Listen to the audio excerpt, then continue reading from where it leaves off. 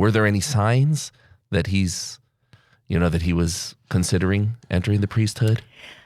I think we were just totally delighted that Ross and Ryan were both continuing to practice Catholicism. Mm. Going off, there's been a lot of kids back out, and we had no inkling. Whenever they came home, it was still every Sunday that they were visiting, on our knees, saying the rosary before we went to bed. All the practices were still there.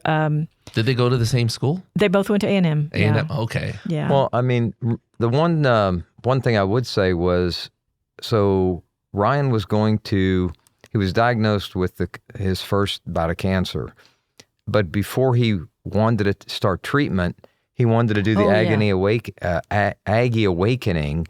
He was playing. Can I tell the story? Okay. He was. We were in the oncologist office the first time we ever went to the oncologist. Okay. And she's telling him the news that she'll send him to MD Anderson for further evaluation.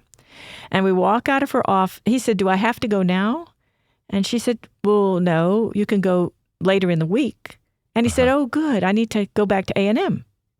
And I thought, what's going on? So we go out into the car park, getting in the car to go back home. And I said, "Well, what's going on?" He said, "Oh, well, I'm on the drama team at the Aggie Awakening." And I said, "Oh, that's cool, Ryan, but you've never been on a drama team in your life. What do you guys..." That's a retreat? Yeah, it's a retreat. Okay. They have 300 student retreatants, 300 staff. Oh, wow. And 300 intercessors. Oh, so this is huge. Huge. It used to run quarterly. I don't know what the schedule is now.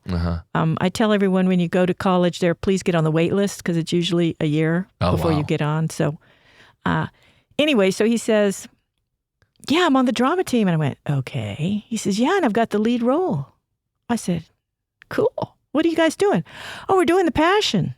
And then I went, "Okay, I think everything's going to be okay because he's playing Jesus and he's excited." And yeah. So I said, "I want to know how that goes." So he purposely put on hold his treatment for a few days because he wanted to make sure that he served the people. Right. Wow. And at the end of it, I talked to him after it was all over and I said, "How was it?" He goes,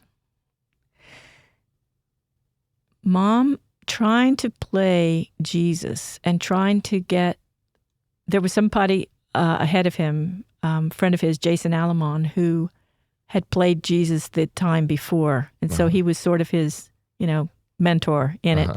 And he would help Brian with positioning, facial expression, this and that, just to try to give him feedback on what it was, because when they would do practices. But he said the real thing, he said, I felt myself sort of relaxing into this position of trying to take on the person of Christ. Mm.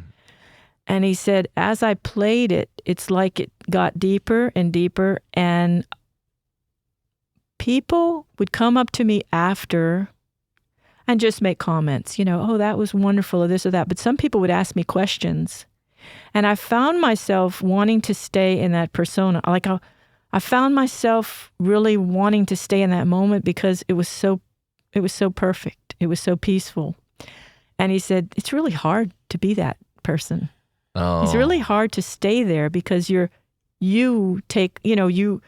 come back, right? Your persona comes back. But he said, but that's what Jesus calls us to be. He calls us to be him. And he said, but it was really tough. And I thought, at that moment, I went, whoa, I need to pick up my game. 20-year-old telling me about this, right? But that's what you want for your kids. Yeah. You want them to be better than you. No kidding. Oh, wow. That is fantastic. So that was the first sweet moment of, especially on the day that we're finding out that we're embarking off on this amazing, I have no idea what the next day's bringing, right? The calendar totally emptied.